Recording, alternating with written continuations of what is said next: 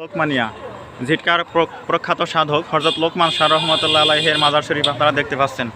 আর ওই যে মাজার শরীফের মূল গেটটা দেখতে পাচ্ছেন, ওদিকে আর একটা গেট রয়েছে ইছামতি নদীর একেবারে পারে। অত্যন্ত দৃষ্টিনন্দন আধুনিক নবনির্মিত এই মাজার ভবনটি এখান দিয়ে হেঁটে যাওয়া পথিক মাত্রকেই চরমভাবে আকর্ষণ করে থাকে। তিনি ছিলেন একজন আল্লাহওয়ালা সাধক ব্যক্তি, অসংখ্য কারামতের অধিকারী ছিলেন। তার কারামতগুলো আজও লোকমুখে কিন্তু প্রচারিত। সেই মহান সাধকের মাজার কমপ্লেক্স এটা। আমি একটু ভিতরে প্রবেশ করছি। আজকে শনিবার, এখানে হাটের জন্য প্রচণ্ড ভিড় লেগে আছে।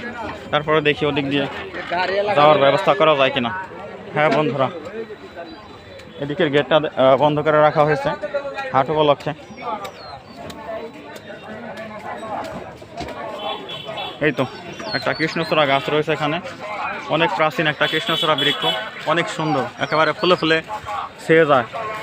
কৃষ্ণচূড়া ফুলের সিজনে এখানকার সৌন্দর্য আর দেখে কি। এই যে দরবারে লোকমানিয়া মূল গেট এখানে, আর ওই ওখানে আপনারা সেই মাজারের মূল কমপ্লেক্স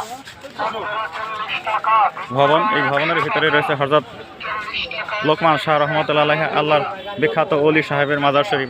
ওই যে ভিতরে ঠিক এই মূল গেট, এই মূল গেটের পরে আমি জুম করে দেখাচ্ছি। ওই যে ভিতরে আপনারা মাজার শরীফ দেখতে পাচ্ছেন। ওই মাজার শরীফে শায়িত আছেন হযরত লোকমান শাহ রহমতুল্লাহ আলাইহি।